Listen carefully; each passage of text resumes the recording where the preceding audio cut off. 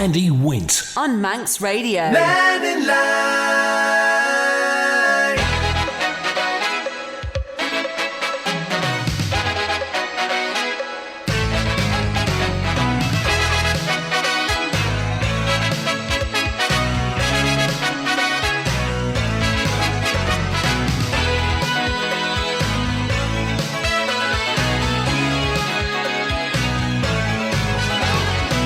Faster Mike, good afternoon.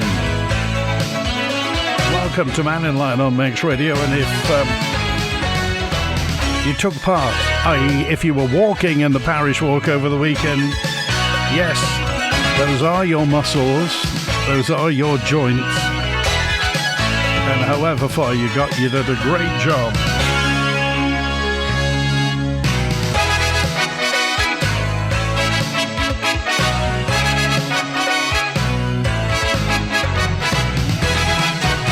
Any thoughts that you have on Friday's show regarding assisted dying, then by all means get in touch. We were talking to Trevor Moore, who I think is visiting the Isle of Man fairly shortly. Trevor Moore and Baroness Finlay about the proposed assisted dying legislation that is going, well, at the moment is going through stages.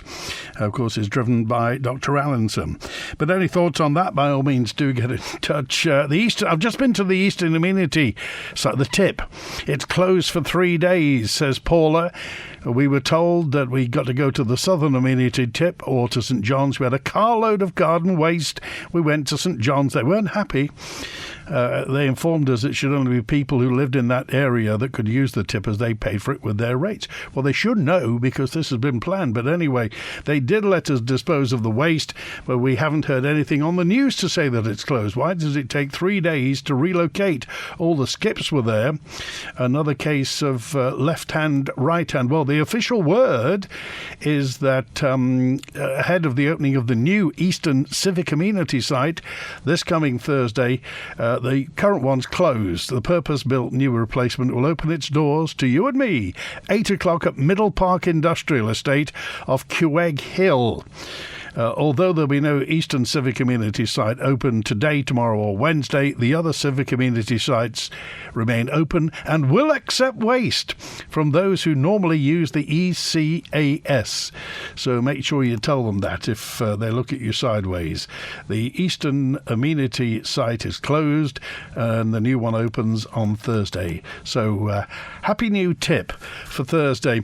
We were on the plane to Dublin. We were told on the plane in Dublin yesterday we now have to wait 25 minutes as the Isle of Man has closed the airport. We took off 15 minutes later and the plane circled the Isle of Man 7 times. Texter 365. Before we made descent, we landed at 20 to 5 in the baggage hall where the Liverpool and Gatwick passengers, it was mobbed. So what's going on at Isle of Man Airport? Why do they need to take those fatigue breaks just at the time that 3 planes are due in? Why can't fatigue breaks be scheduled when nothing is happening, which incidentally is mid-morning to mid-afternoon? Hours of free time. How many breaks do they need? Says James. Were you on the Dublin flight yesterday, or the Gatwick or the Liverpool? How many people were in there queuing for baggage? I bet that was fun. How many taxis outside, more to the point? It seems like, I mean, the airport have said apparently, I mean, if you're looking at media elsewhere, apparently it's all going to be solved by September. So we'll maybe hold them to that everything will be okay by September. I don't like it, says Rich. I don't like this, but there's nothing inherently wrong in us carefully using our gas as a transitional energy source. And it's been said time and time again that it is a transitional energy source, a feasible, balanced, realistic presentation by Crogga, which took proper account of actual real-world conditions and issues that they need to face, could have assuaged any doubts and reservations the government might have. In my humble but experienced opinion, says Richie, Crogga failed to provide what's necessary to promote confidence in them or their plans. No wonder the government might not seem keen to engage. Looking at this from the outside, plans to explore whether gas can be drilled from the seabed just off the Isle of Man's coast are on hold. Well, more than on hold, Crogga have sent the money back. Crogga said it's returned money to investors because the government hasn't put in place the necessary regulations to allow it to take the next step. The chief exec of Crogga is Richard Hubbard. We've been asking the government since January if we could have what we refer to as an all-parties meeting so that we could sort of sit down and have a grown-up discussion about how you would put regulations in place. But they seem extremely reluctant to do it. And so we are still waiting for our face-to-face meeting. We've actually asked two questions to the government. Do you actually still want to drill for gas? And then secondly, if you do, when will you put the regulations in place? But, you know, the licence was only reissued in 2022, so it would be quite extraordinary if they've somehow changed their mind about their intent to drill for gas. All our investors are very aware that this is a potentially extremely valuable asset for the Isle of Man. We estimate it's got a value of something like £12 billion, and more than 40% of that would be collected by the government through royalties and the VAT. So it's an extremely important asset as far as the treasury of the Isle of Man is concerned. We can't really, in all honesty, go forward with completing a fundraise and all these expensive operators and drilling rigs until we're sure we're going to get what is called a consent to drill. So as of today, we've made a press release and written to all the subscribers in the recent fundraise and said that we sort of feel that we've got no choice but to return their funds to them. If we are able to get the drilling consent in place, then we're giving the automatic guarantee to all these people that we'll reinstate their investment. But we simply felt very uncomfortable holding an investment for a well that we can't yet say when it will be drilled. Well, everybody knows stuff's going on behind the scenes.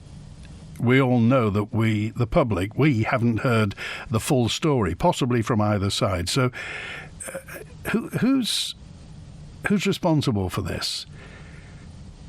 The government have never said. I mean, certain members of Tynwald have obviously said that they hate the idea of us drilling for our own gas, if indeed it's there. Some people say the gas isn't there. Crogga obviously want to explore whether it's there and to exploit the asset, and they say there's millions in it for the Isle of Man. So what do we think about this? Howard's on now. Hi, Howard. Hello, Andy. Just listened to you there about the Crogga. What a sad state of affairs. Do our parliamentarians, the government as they call themselves these days, do they not think that Crogga or any other company could just step outside the 12-mile limit and still drill down, but turn towards the Isle of Man and drill under the seabed where they'd have no control whatsoever. The government here would have no control whatsoever of what's extracted. Because the likes of when they were fracking, etc., which they've banned in Britain, they could drill from where they were in the Fleetwood area and go under your house, drill under your house, and there was absolutely nothing you could do about it. So the same principle must apply. So while there is the potential of money coming to the Manx government and the people of the island, these clowns that's in there have decided they're going to hold things back to the extent that Crogga are now handing money back to their investors, and they could eventually walk away from the project, which, as I say, is a very sad state of affairs. I wonder just how much of the £40 million that the government have given to the Green Party or the Green people within government are being used to sink this thing out of sight. And, you don't know what is going on within the civil service and the government. They say transparency. Opaque is more like it. It's the old saying, the need to know. We'll let them know what they need to know. Anything else, we'll just keep stumph. But if the Crogga walk away from this, it is an area of money that the government here have quite literally thrown away. And there's nothing stopping these people, as I say, drilling down and then coming back under the seabed of the island and extracting gas. I know years ago, Shell, BP and all the others were out there drilling. I remember the rigs. And they did say there was fossil fuels under there. But at that particular time, the price of the fuels did not warrant the extraction of the product. So they left it. But that stuff hasn't gone away. It's still sitting there, and the price has now risen sufficiently for this company to say, yes, let's have a go at it. What do you think public opinion is, Howard? I mean, what do you sense that people think about this potential gas field off Mackhold? I think a lot of people are in favour of it. Very much so, because we are an island, and they're talking about something like, what was that? You mentioned 200 million for another cable. Yes. That's a serious amount of money, and that's only what they're talking about. The finished product will certainly be, if it's anything like the other jobs they've all done, double that. And then they probably head in the wrong direction. But the people on the island, I think, would be all in favour of this, especially if it gives stability to the funds. And they're crying about reserve funds here on the island are becoming low and possibly, not depleted, but to the point where they're going to be struggling. And there they are with a pot of gold sitting on the doorstep. And the people of the island, a lot of the people on the island are saying, go for it. Whereas the government, who have been elected by the people of the island, are just sitting there and letting the company that's proposing to do this leave. And that's what they'll do. And if this Crogga leaves, you're going to be hard-pressed to get anybody else to follow in behind them. Okay. All right. Thanks, Howard. Take care. Thank you. A note in from Timo, who just says, I've just returned from the Isle of Man to, I think he's in France, said I was marshalling for 8 days. How disappointed was I to find out the 2 spectators that ventured onto closed roads weren't given stiffer sentences. Just a warning, surely this is going to make our job more difficult in the future. If you are a TT marshal, or indeed an MGP marshal, what do you think that's going to do? If people know that they were not going to get prosecuted, and they weren't prosecuted, then what about it? I mean, the guy who flew a drone over got very much prosecuted. So a message in from Ollie, who just says, it's quite true, there was drilling off the Isle of Man. Many times there's been drilling. It was Burlington Energy that were drilling off the Isle of Man 20 years ago. And also there was a company called Marathon Oil who certainly did some ventures. And I think it all happened when we lost the fishing. Didn't we get the mineral rights? There was something about that. We got the mineral rights when we lost the fishing, and we've not exploited any mineral rights. So if you've got any thoughts, get in touch, please do. And also, it's not like we're not short of money, is it? Bonzo's on now. Hi, Bonzo. Hello, yes, more and more of this kind of disinformation and fantasy thinking about this Crogga business. All right, let's sort of parse it and go through it one by one. When you're talking about extraction of stuff from below the seabed, of course, we own the seabed. We bought it in 2012. And I think that's a decision that the UK government kind of regretted, but has come to regret anyway. But I think Phil Gorn only had to pay something like 12 million quid for it. So we have all of that seabed, in our possession within our territorial waters.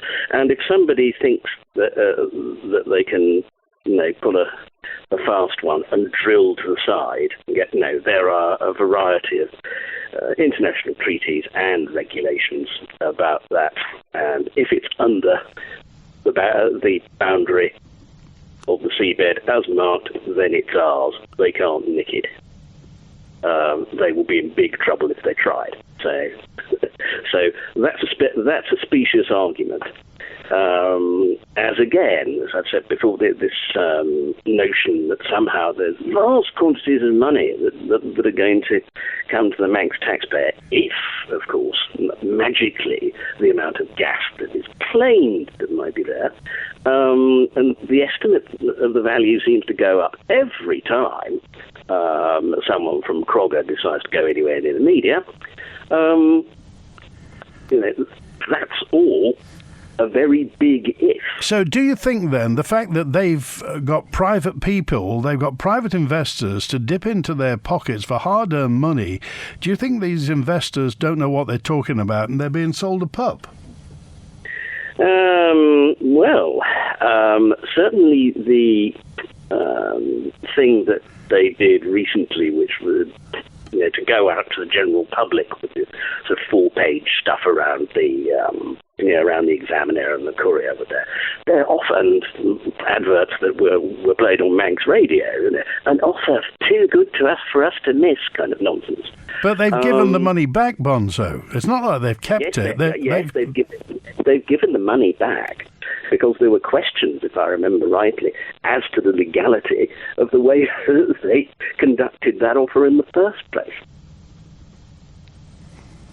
So why don't you think the government just say, or why didn't they say in the beginning, look, Crogga, we've heard what you've had to say. We've taken a look at it. Forget it. You have no hope. Why do you think the government have been stringing them along? Because firstly, the political pressure that they organised before the general election and then afterwards, with lots of people obviously phoning Mannin Line, people like Trevor Cowan spouting off in the general election campaigns. There's billions of pounds worth of gas and stuff. Why haven't we got it yet? And this has then just been picked up by people like Peters, and all the sort of anti-green agenda, and they have just bashed on. And of course, with the Ukrainian war, massive escalation in gas prices, that again played into the hands and was excellent timing for Crogga, in that they could use that in order to strong-arm essentially the government into renewing their licence. So, I mean, you've mentioned it a couple of times. You think this is too good to be true, and it's not worth the government wasting parliamentary time on it.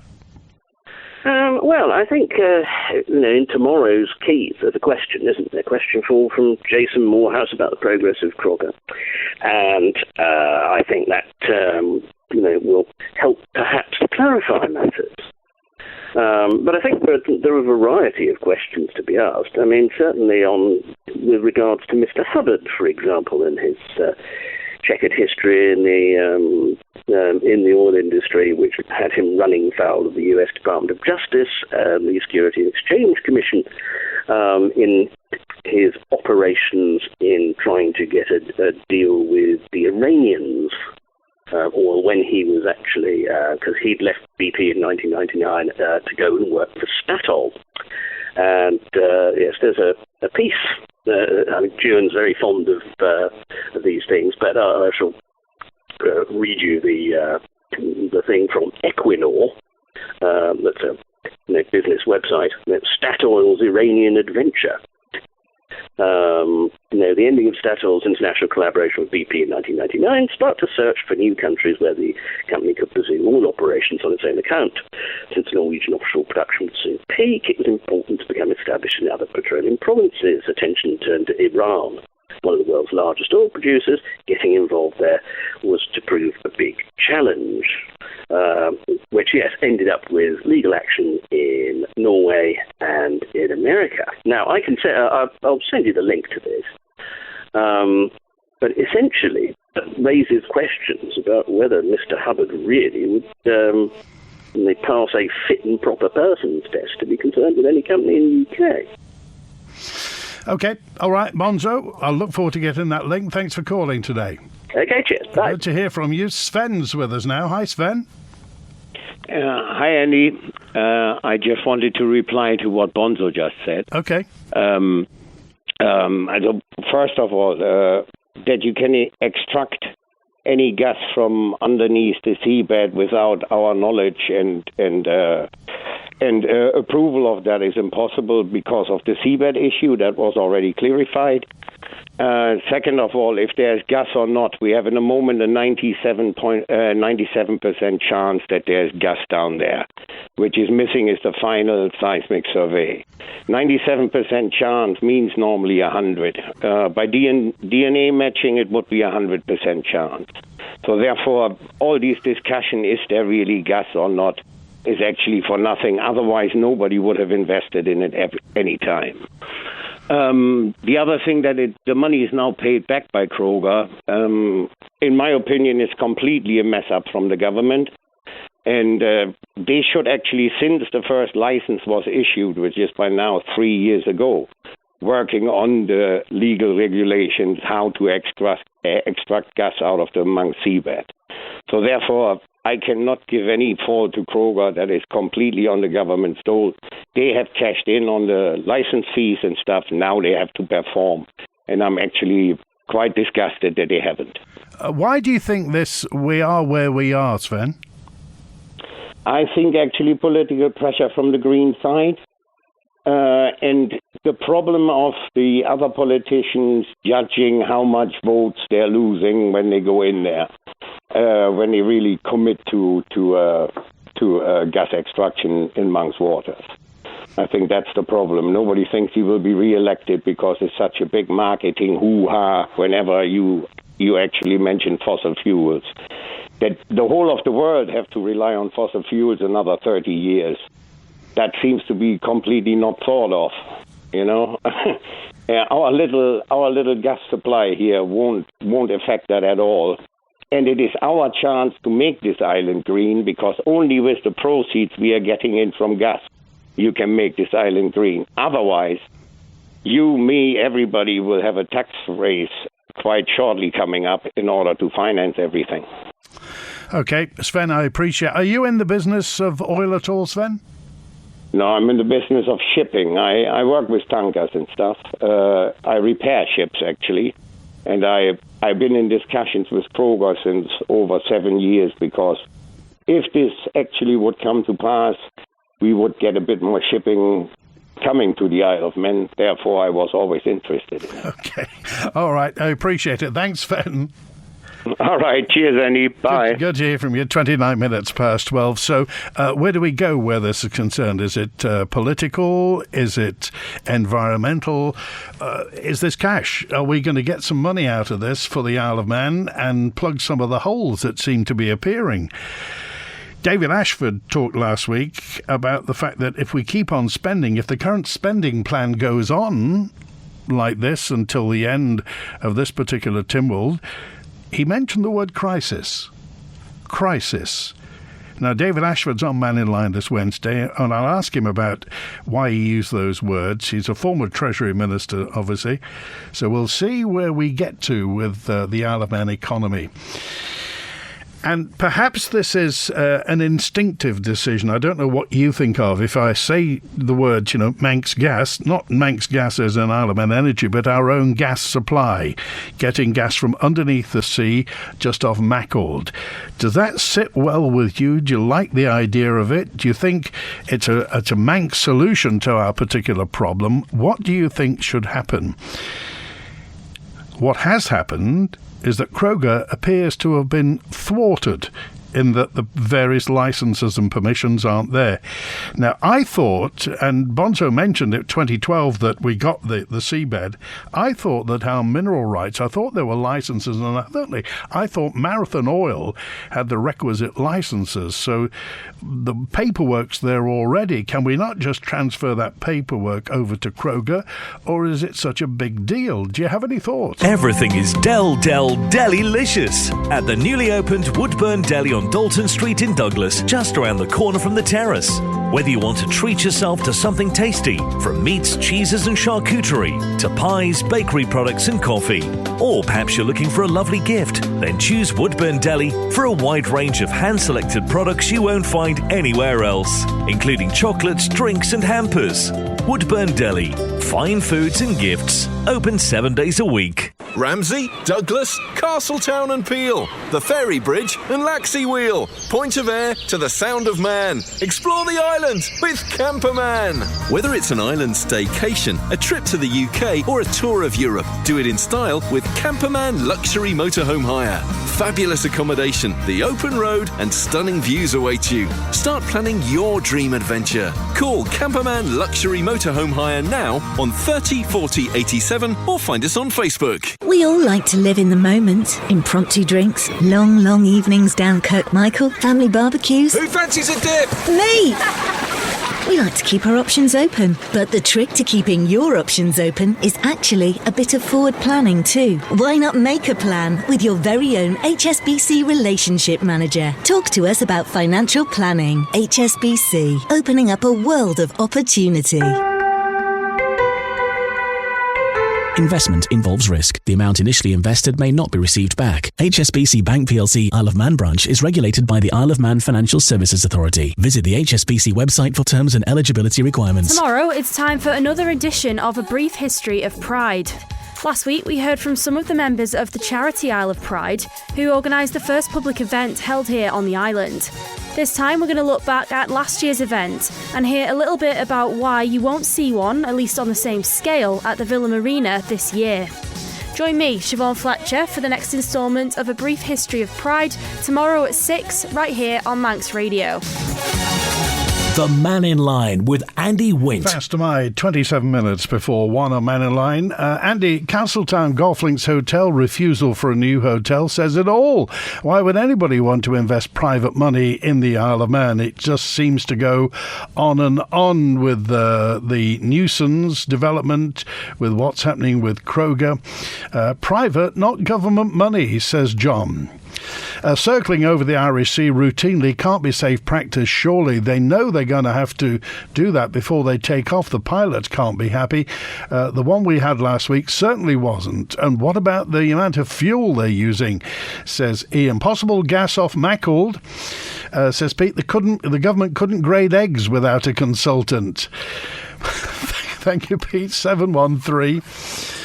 Are we or not a Christian country? The support of assisted dying, who was recently interviewed, talked about importing compassion as though he knows about our culture and our way of life. The person's implying that we're not compassionate and caring. Maybe he should spend some time with our hospice team and empathetic palliative doctors before spouting off. That person also stated, this is Andrew who dropped a note in, he also stated a healthy majority is in favour of assisted dying, but fails to mention the questionable and careful use of language used to get this response. Is this about money? Is it about resources? This will be factored into the equation. Thank you, Andrew, for your point on assisted dying. There's more to be debated about assisted dying. I don't know what you thought of what had to be said. We had lots of reaction on Friday to the two people and could have got about 3 times as many calls in, but we ran out of time. Can't help wondering the lack of action on Crogga has something to do with the gaps in leadership in various government departments. We did lose some chief execs, didn't we? Still waiting, says 607, for a new chief exec, a chief operating officer and chief officer for DEFA. These gaps must have an impact on decision making and giving advice. Is this another good excuse for Comyn to do nothing and kick decisions into the long grass? There doesn't seem to be any sort of momentum where this is concerned. Surely airplanes doing laps of the Isle of Man is very dangerous. I don't fly much, for it must only take up to 10 minutes for a plane being in our airspace to landing. On whose head is it if a circling plane gets into trouble?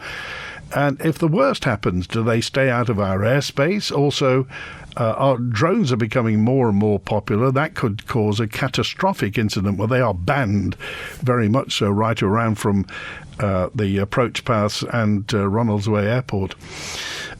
Come on, Isle of Man, bring back the previous controllers covering 1 and 2 days each per week. Let's get this sorted, says Nicola S. We don't seem to be any closer regarding air traffic controllers, and it isn't like this situation's just crept up on us in the last fortnight.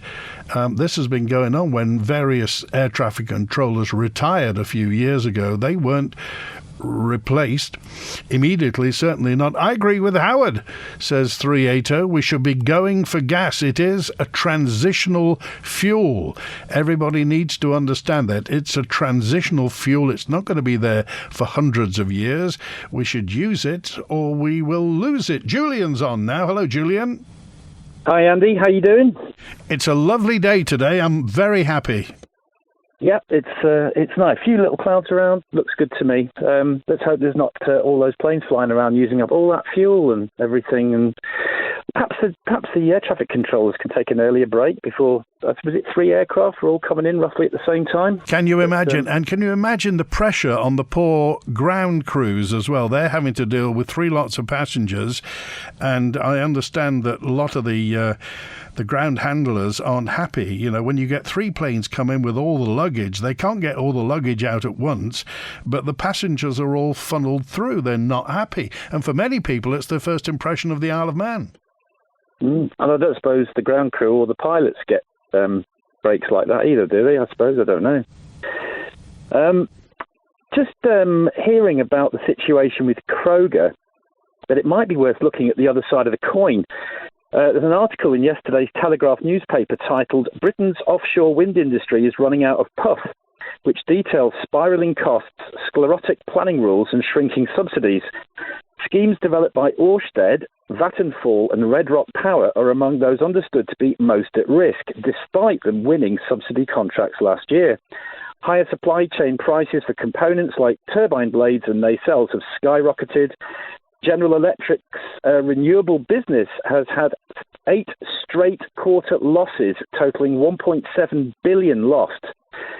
Siemens, Gamesa, Vestas and Nordex cumulatively lost 3 billion euros in the same year. And also, the bigger the turbines, it appears, the more the failures, which is resulting in more warranty claims.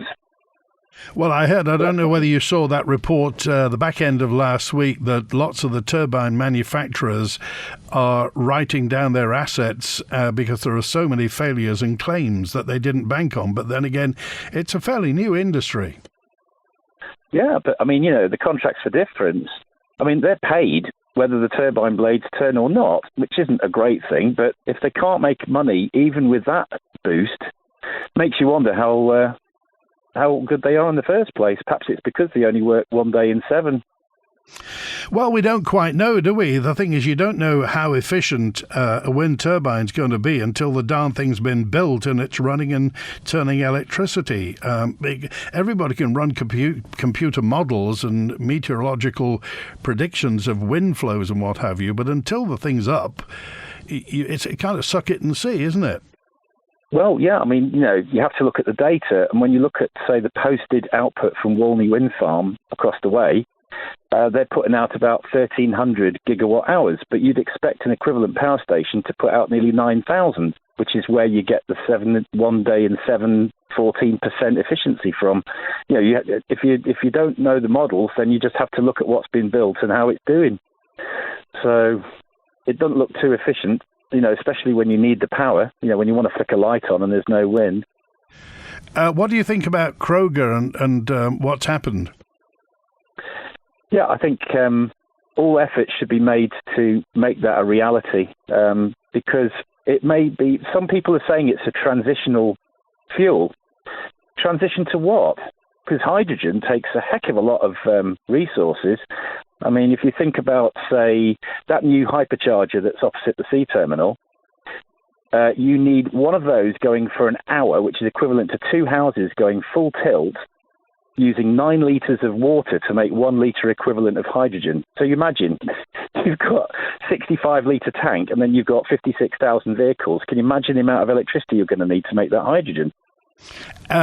And again, we're caught in the middle. On the one side, we have people like Crogga. We also have people wanting to bring in zero carbon energy sources, people making wind turbines. We have government on the other side, and we, the public, are stuck in the middle, and we're being told all sorts of things about, we must be having photovoltaics on the roof and this, that, and the other, and a ground source heat pump. And in the end, we're not really told who's going to pay. And of course, in the end, the conclusion we draw is, well, we're going to have to pay for it all. Yeah, I mean, I don't think the understanding is, they batter about the fact that, that we go down to 25 megawatts when in the middle of summertime when everyone's asleep. But it's averaging about 58 megawatts all the time.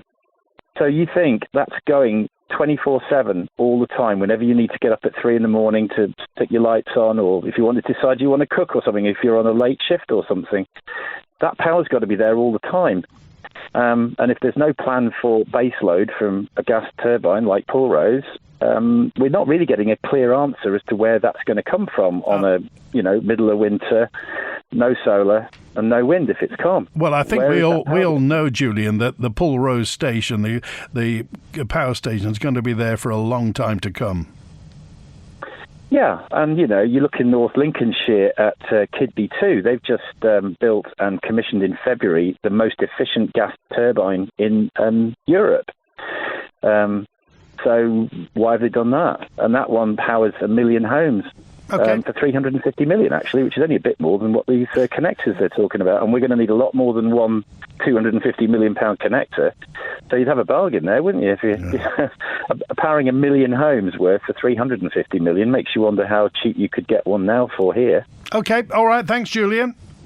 Thanks, Andy. Cheers. All right, a note in from Joe, who just said, we must consider the unintended consequences. I'm talking about equality for all. This is about the assisted dying legislation. I'm talking about the equality for all, which would have to apply in all circumstances. Both physical and mental health conditions would have to be considered. Who's to say that a person with severe depression is suffering less or more than somebody with end-stage cancer? Legally, they won't want to be seen to discriminate. There are horror stories, and that's Joe's word, horror stories coming out of Canada. Well, Dr. Allinson's been very clear about this. You would have to live on the Isle of Man for at least 2 years before, if this legislation were to pass, before you could opt for assisted dying. So it's not really going to be a business decision. We're not going to create an industry like Dignitas does in Basel in Switzerland. So it will be for people who live on the Isle of Man and have lived for at least 2 years. The legislation, as I say, is moving forward now. It's a private member's bill that Dr. Allinson has brought forward. My decision, my death, is Trevor Moore, the organisation he belonged to. And Baroness Finlay was talking about dignity, certainly, in end-of-life care on Friday. And I'll try and get to some of the messages. There were many, some of them were rather impassioned, so I couldn't read a lot of them out. But certainly get the sense that there are vehement opinions on both sides. I'm glad the investors so far will get their money back in regard to the Crogga project. Will they have had a narrow escape, says Ali on 013. Well, we don't know, Ali, do we? We don't quite know what that situation is. As I say, behind the scenes there obviously are discussions going on. Crogga know their business, they know the interior of their organisation, and government is on the other side. We look on as mere spectators. Crossroads, Isle of Man. The Crossroads Manx Workshop helps islanders with disabilities and health conditions, providing paid employment, making a range of high-quality products. From benches and shelves to cabinets and tables. Our team also work on custom projects, such as engraving and company seals. Pop into our workshop in Douglas. Crossroads, Isle of Man. Visit crossroadsiom.org. Spectrum Windows. If your house needs a new look and your windows let in rain, keep those cold breezes out and make it look like new again. Spectrum Windows, Spectrum Windows.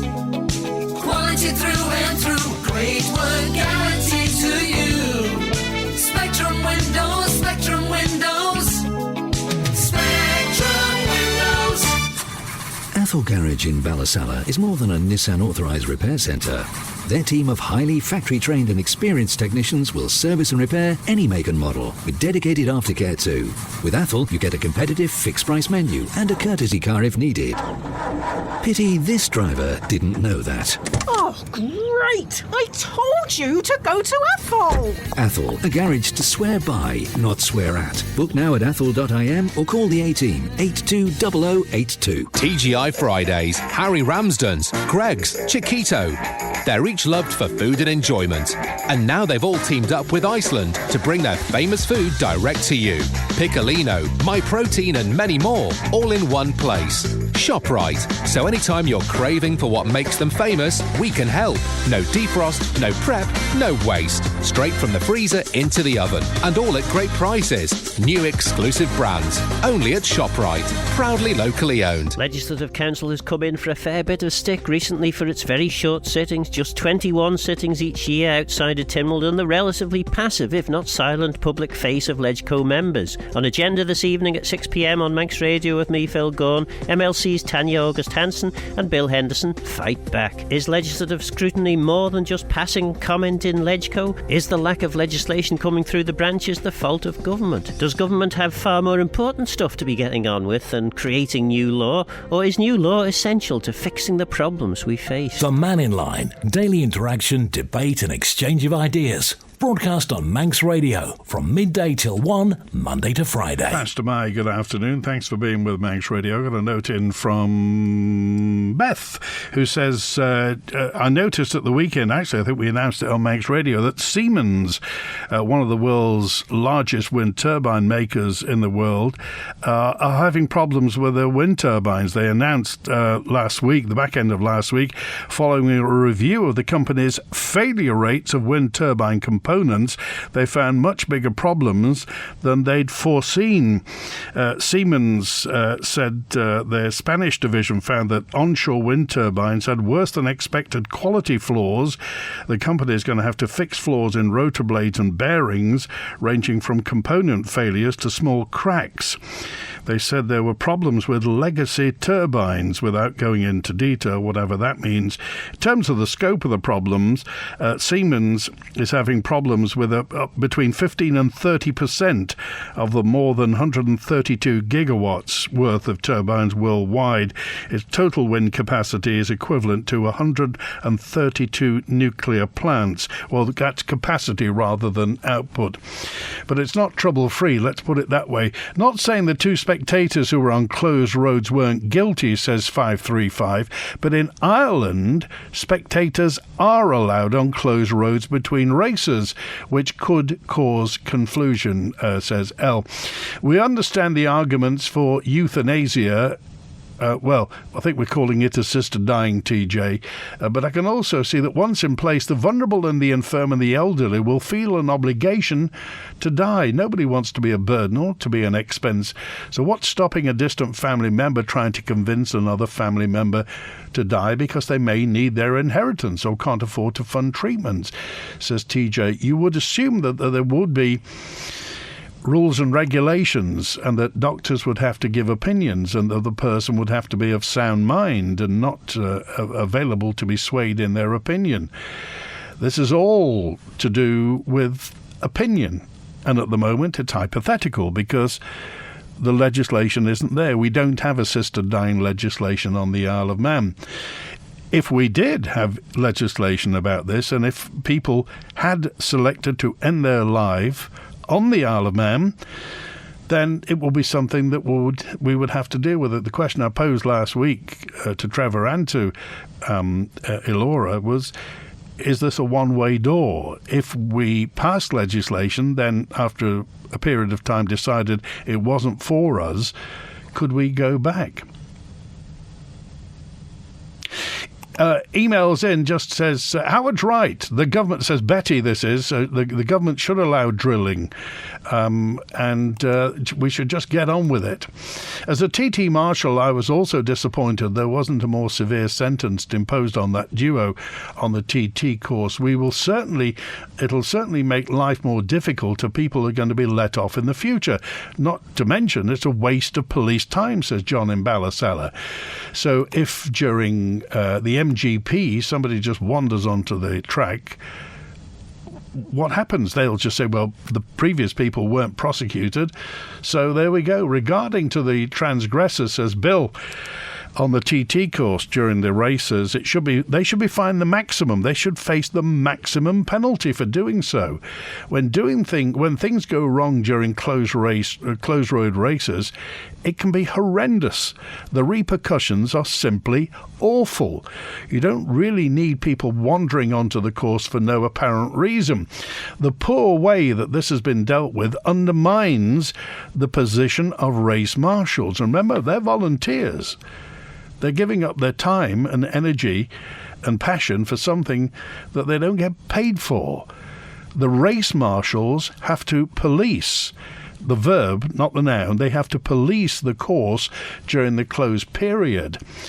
If what they're doing is undermined, quite what we say to people who do trespass on the course. Well, Mr. Ashford is questioning spending, yet hundreds of millions need to be spent on net zero. Net zero projects are quietly being dropped in the UK, says G on 313, because of the cost, while a green levy and a hydrogen levy are being added to energy bills. We don't have the wealth without supposed Crogga billions. Question I posed at the end of last week was, we've been used to non-stop growth since the heady days of Sir Miles Walker and the ministerial system that came in the mid-1980s. The Isle of Man has luxuriated in growth, unprecedented at the time and unseen consistently elsewhere in the Western world. But we were happily spending money on capital projects. Now, what do we have to do now the I'm not saying the bad times, but the not so good times are here? Who's going to make that decision? What politician is going to say to people, actually, we don't have the money?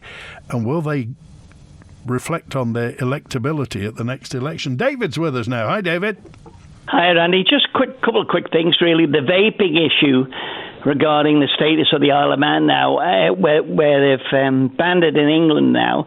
So why are we jumping in there with both feet and saying it's got to stop? Put the law in and get things done. So I'd love to find out what the politicians would actually do. A, to stop the selling of it to minors, and B is the other thing.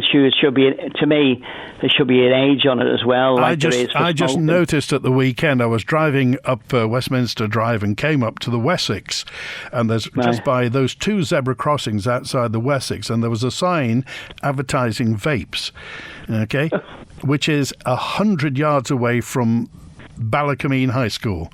And lots of Ballacameen pupils go into the Wessex to grab a pasty before they go to school or a can of something, and they go there at lunchtime. And they are vaping in schools. And I just wonder what the minister's do, and I'm sure she's got some powers to say if it's caught in school, they can take the stuff away. The parents get a letter. It's the most terrible thing, and I've never smoked, so I've got a kick on it all the time. I look at perfectly good, healthy people, these vaping, they're like a steam train going past. Now, the other one I want to jump to quickly because you come to the end is the Golf Links Hotel. We've got two politicians now from the area saying they should pull the whole building down. What about doing something with the building, putting something there? We only saying the other day, these individuals, high net worth individuals who want to spend money on the island, be part of the island and contribute to the island, put some goodness back into it. Where are they? And when we have David Ashford on, he's the chairman of the planning committee, I'd like to see what he thinks, has he been part of these ideas or where things are stuck? It will be nice to know what his actual powers are as chair of the committee. Well, yes, there is a booklet. I mean, when I got there to be, I remember Claire Christian I got an A4 lever arch file with. She was really meticulous on different things. She used to highlight stuff. Should be aware of this, should be aware of that. It was like the handbook for a chairman of a committee or the chairman of the planning committee. And you've just got to look at it. But sometimes you just got to look in the future where buildings are past their use. Okay. You know, there are a number of buildings in the island, and government is sitting on land which we are actually the custodians of. They're doing nothing with it. Okay, thanks for that, David. See you, boy. All right, 4 minutes before 1 on Manx Radio. That's it for Mannin Line today. Sven was right, says texter 692. If we don't get the gas, the island will go broke because of the government pension black hole. Get it out and use the money. Well, I don't know about go broke, but there are certainly some obligations that have to be maintained. Sarah said, Andy, when I'm driving around Quarterbridge, I'm always nervous, and many times I've had near misses with other drivers, and I'm actually surprised there's not more accidents at Quarterbridge. Could you ask your listeners what they think about Quarterbridge? Should they trial traffic lights at the double roundabout? I personally think traffic lights at Quarterbridge will be a lot safer. If I'm honest, I try and avoid Quarterbridge altogether. How do you feel about that double mini roundabout at Quarterbridge? Nothing if not fun. Thanks to Chris Quirk and Howie Kane on the phones today. Back tomorrow. WINT